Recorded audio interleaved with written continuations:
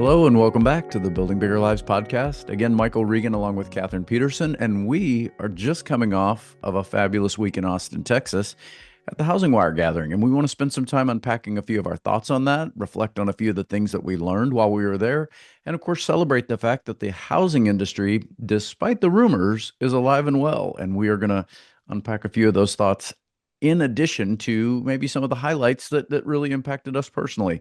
Without further ado, I'd love to welcome into the frame my friend and co-host, Kathryn Pedersen. Welcome. Nice to see you again so soon. That's great. It was such a good week. So, this will be a good breakdown. Hopefully, people who are at the event will listen as well. And certainly let us know your thoughts if you do listen. Yeah, in fact, that's a really good point because we ran into a lot of friends at this event, and I think that's one of my takeaways. So let's jump right in. I think one of the things that this third year now that Housing Wire has been running the gathering used to be the Gathering of Eagles. That was the origin of this group, and it had a Mm. slightly different twist to it, somewhat of an elite group of the folks from the real estate industry. Housing Wire brought it together and said, let's bring everyone together that's a leader in this industry. So you end up with a stage full of really powerful presenters. And maybe I should put an asterisk for those who didn't attend. These aren't typical presentations. It doesn't mean we don't see a PowerPoint or two, but I'd say most of the time this is straight up raw interview, which Housing Wire does very well. This is a journalism organization that Mhm. focuses on telling the story rather than on pitching products and services. So you really do get to hear from the C-suite of a lot of great real estate companies and mortgage lending companies. And we'll touch on a few of those as we go. But Kathryn, day one, we got there and right out of the gate, Latasha and Patty come out and I think set the stage for the level of, high level of interaction we were going to get. What were some of your reflections as we look back on that first day at the gathering? So, one that stuck out for me was actually Jason Mitchell later. And I took a ton of notes from his talk and things like, hey, if we bring value to the agents stay. And that was something that I thought was, kind of seems like, yes, of course, but it's always good to have real estate groups say that again and again.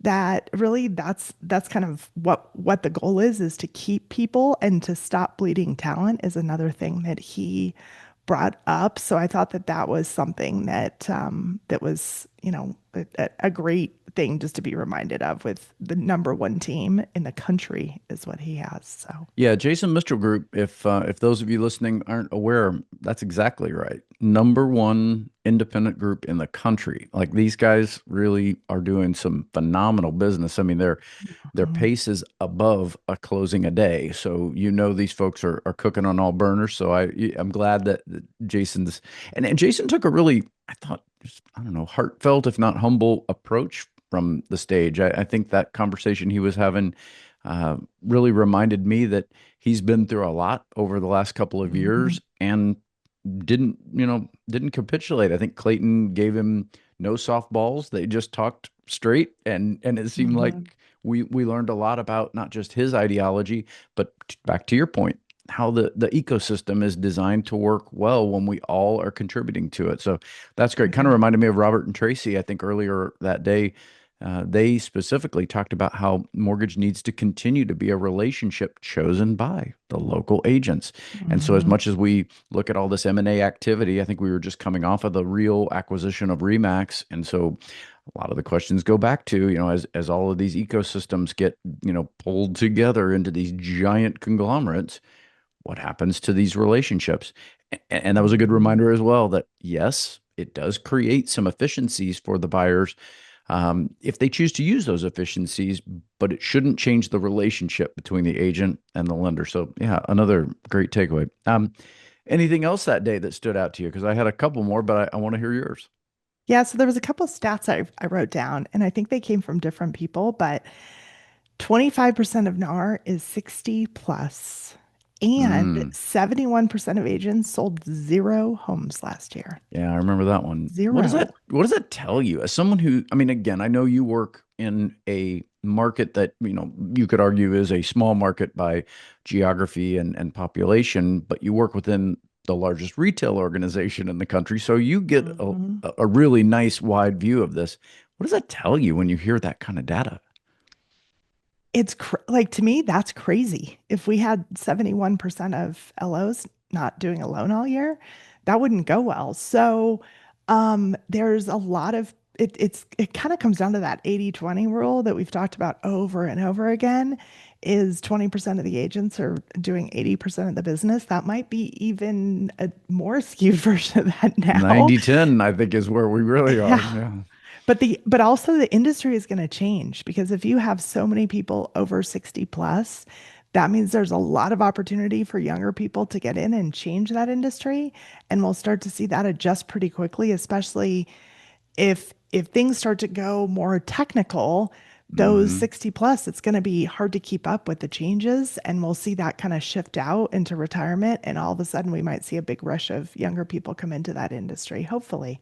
I like that view. Yeah. That's an encouraging view because I think most folk, you hear me use this phrase, let's play chess, not checkers, or what happens after, what happens next. The reason I use these phrases is I like to get us thinking about what we should be thinking about as a result of that. And I think that's the way your mind goes. And you see opportunity. And of course, no surprise, we've talked about growth mindset. You've got it in droves.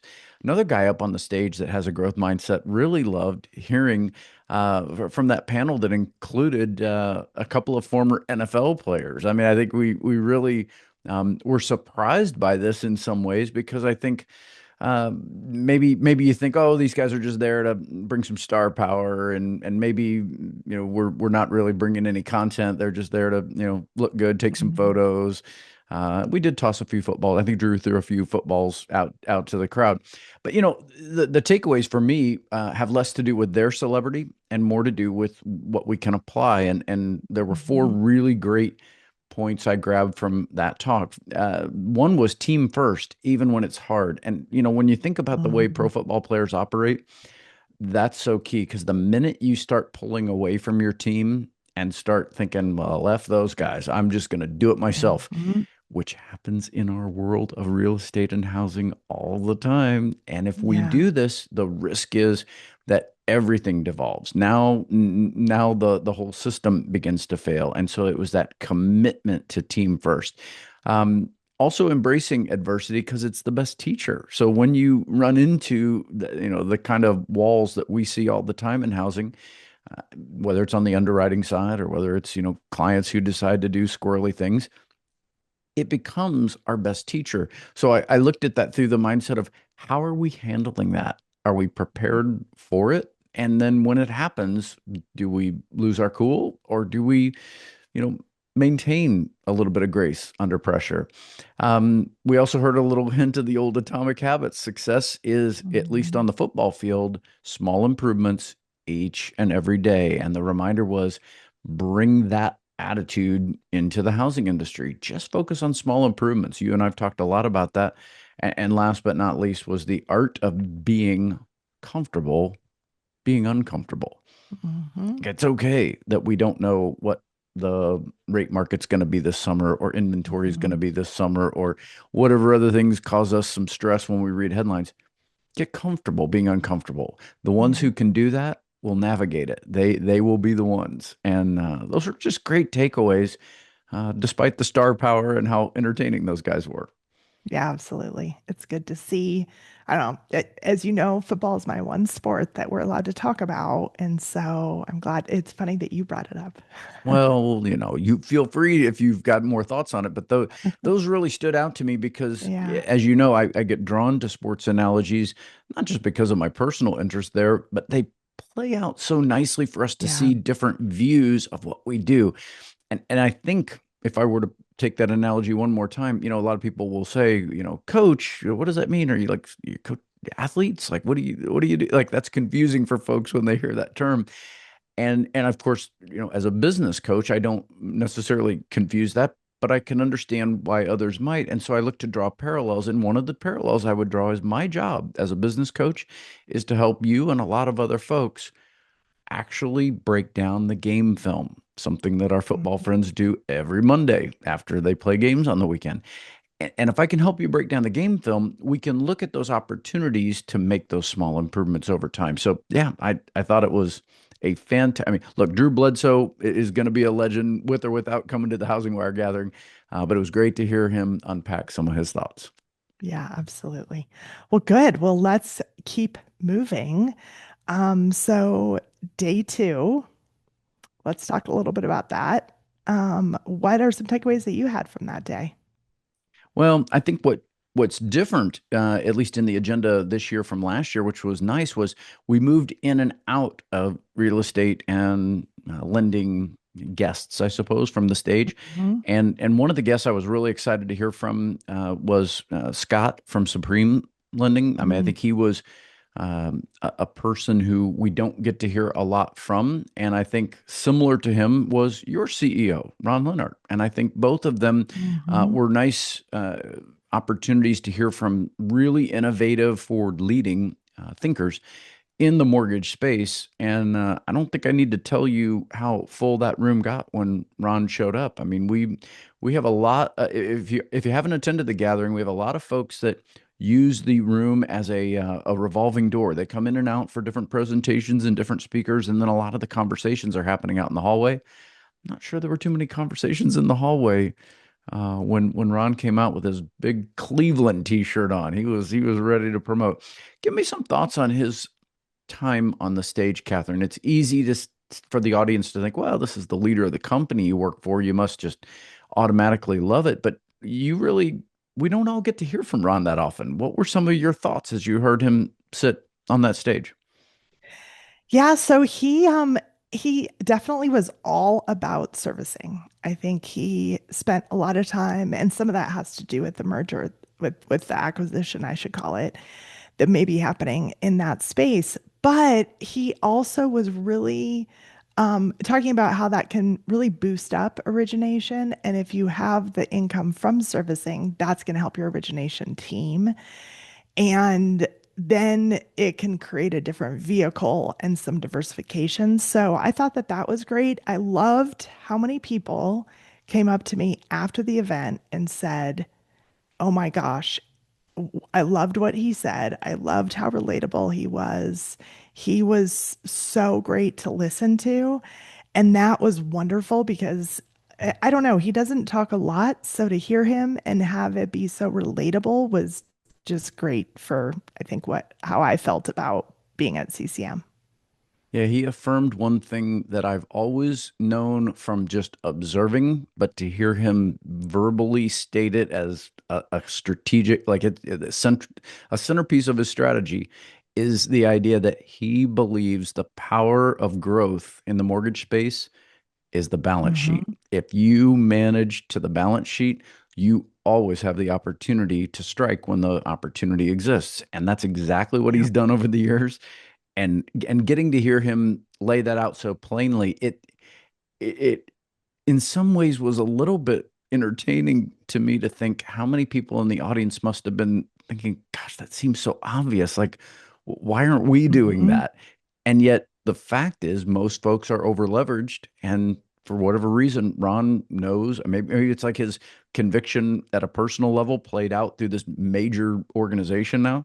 He just Yeah. refuses to be over leveraged. He just says, I'm going to stack and save and strike. And that's worked over and over again with him. You know, we had Hmm. another powerful voice that showed up. And I say powerful, I want to be careful. Some of these folks maybe have powerful roles and titles, but I thought it was super interesting to hear from Scott Turner, the Secretary of HUD. Yeah. He was not a guest I had any expectations of because I tend to think this is my bias. I tend to think of most of these folks as, well, they're in the government. They've got a Right. I don't know, the Say a company. certain thing. Yeah, right. You've got the scripts. Here's the talking points. Stay in your lane, especially under this current administration. It feels like, you're not really seeing that level of normal back and forth debate that you used to have. Everybody seems to be retreating to the polar lines. But I found him to be far more compelling than I was prepared for. Hmm. And so I didn't know much about him ahead of time, which maybe is good. You don't come in with a Yeah. bias. You just listen. Yep. Um, and I think you told me this afterwards. He started off. given me a little bit of the, oh no, a lot of the repeated lines, like Yeah. whatever his talking point was, he wanted to reinforce it two times. That felt a little clunky, but then he sat down and shifted gears in more of that interview style. Hmm. And I felt like that was the version of, a federal employee I want to hear from who's actually influencing quite a bit of folks in this country. And I thought the big shocker to me was that right now he's looking at regulatory costs. He says they add currently up to $100,000 just to the price of a home purchase, just looking at Hmm. regulatory costs. Hmm. Catherine, that blew me away. That is not chump change. And to think that he's really on a mission to attack that suddenly got me a little excited because I think it was his quote, if you're too big to serve, you're too small to lead. And Yeah. I kind of like that. Yeah.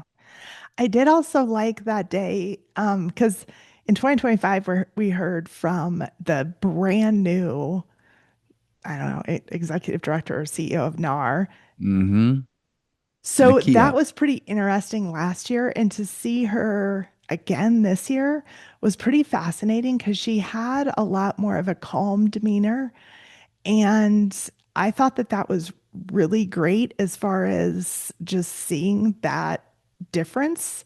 And that now that she's kind of gotten through some of the craziness, just some things I kind of wrote down was, pick up a shovel. And like that's kind of what she's about of, hey, let's kind of all work together where we at any given moment. And then we can discuss the gaps. So I kind of liked that as well that she talked about. So it was just kind of it, I don't know. I always like to see people's change in their leadership. And I thought she was at a great place and I had a bunch of renewed confidence in NAR. So that was a great person. Well, that was her mission. She said, that was her primary goal is earning back the trust that Mhm. we lost due to a lack of transparency.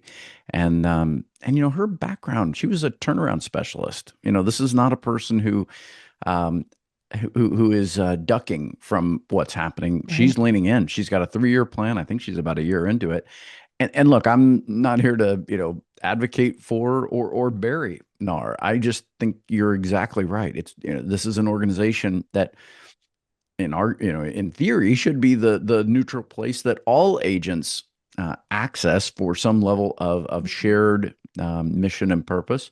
And she seems to be ready to pull this thing out of the fire and step back into a place where they get to empower realtors again and preserve, protect, and advance the right to own Mhm. real property for everyone. I mean, that again, I think you take the Scott Turner comments and hers, and you can see, okay, the future is bright. We're still working toward things, even though affordability is a real problem. It doesn't mean that these folks are ignoring that. They're trying to tackle them.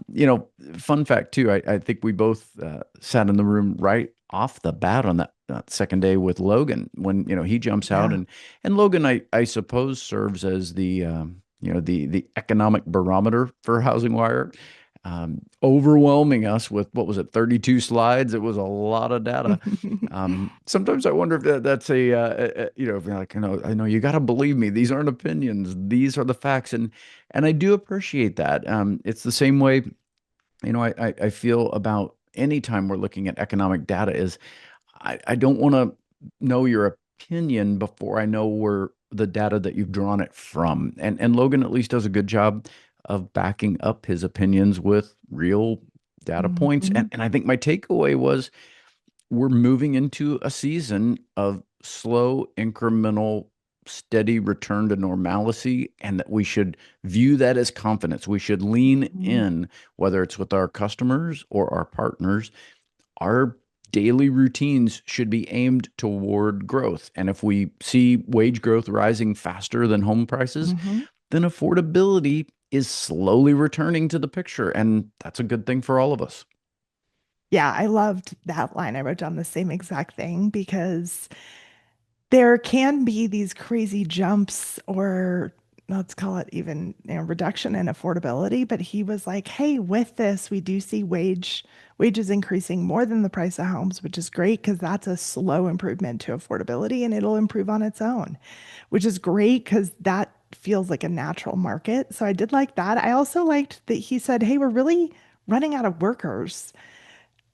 And did you write that down too? I can tell by your face. I'm so glad you said it because you're right. I mean, what a great contrarian view to everyone who's worried about AI replacing all of the human capital. He's like, I'm kind of in the opposite camp. I'm more worried that we're thinking that Yeah. we don't need them anymore. And the truth is, we could run out of workers. That's a real Yeah. problem. And this is a crazy stat too. The loan to value of US mortgages, 44.2%. Like that's so low. So that's just something to, I'm an optimist. I will say that, but these are the kind of stats that I like. Just because it's like, holy cow, that's great. Another one, I pulled this out from later in the day. The top 10% of relevant LOs, so LOs producing more than 5 loans per year, the top 10% did 42% of the business. Yeah. We're back to the heavily weighted shift. There's just Yeah. no doubt about it. Yeah. Yeah, all of these things I think left me with a few general takeaways. And I mean, again, Mhm. we could review every session. They were all great. And for Yeah. those of you that don't attend this particular event each year, the gathering will be happening again next year. I think back in the great state of Texas, Mhm. and they will continue to bring together what is it, about 700 to 800 folks that are part of this gathering that are typically the leaders, the ones who are in either leadership roles in these organizations, or they're the thought leaders who are contributing to where these organizations are going, and then a lot of the support services around them. So I mean, some of those tech partners that show up, it's awesome to see them do tech Yeah. demonstrations from the stage. Some folks, walk out of the room because it just feels like, oh, nerd alert. We're just going to walk through, software. But I'll give you a great example from last year. We sat last year as Total Expert, walked through that whole voice version of their AI software that was going to dig through databases and Mhm. make calls to tee things up. I sat there fascinated last year thinking, wow, the future is now. And here we are a year, not even a full year later, like 10 months later from when we were Yeah. there last June. Kathryn, I've got clients using that technology today, showing me their Outlook calendar, and it's like 30 calls a week booked. They're just now having Mhm. conversations. And that's exactly the takeaway I had this year. So let's make that shift is that, the thinking that AI was coming to replace people, I'm no longer in that camp of any concern. It doesn't mean it can't happen. It doesn't mean that someone won't be displaced. What it means is most of what we've seen in 2 years of implementation with AI is a massive level of efficiency created for those of Mhm. us who would much rather spend our time in real relationships. So that was like a wonderful aha moment for me in this event. Was over and over Mhm. again we see this because, and again, I'll use that total expert example. Ingenious, I think, was the other one that was kind of complementing this view. Was these software solutions are really designed to give you more time with your partners, more time with your Mhm. customers. And once you see that played out and it's actually working, I start to get excited about that because at the end of the day, instead of it replacing us, maybe what happens is as the industry gets back to a higher level of growth, going back to Logan's presumptions, well, maybe we don't have to throw so many people at every little job we've ever done. Maybe now these systems create the efficiencies we needed and all of us spend more time doing what we love. I'm liking that we're starting to see that come to play. Absolutely. Absolutely. And I don't want to forget to mention that the last day they had some powerful speakers who were typically C-suite women. And that one of the discussions they had was sponsorship versus mentorship.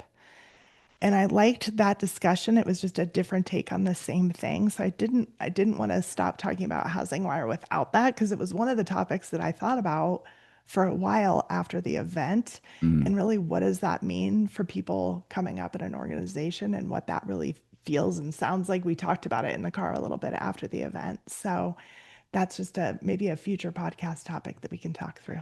You and I are thinking alike. As you were talking, I immediately thought that is another one we should Yeah. unpack for our audience because anytime you get these thought provoking comments from the stage, they become really great seeds in which if we can just water them a little bit, sometimes Mhm. some interesting things grow from them. And I really love that about being in a room. Look, there are other valuable rooms to be in, so I don't want to make it sound like we're, pitching for Housing Wire.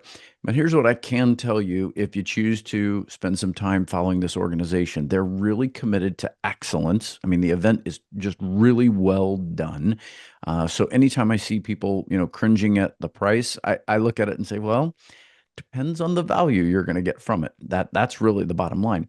I'll tend to spend more when I know the value is there. And these guys squeeze value out of everything, even the fun things they do, whether it's Yeah. the golf tournament, the pickleball tournament, the wine tasting, which all might sound like, oh, there we go, the boondoggle, all the stuff to goof around with.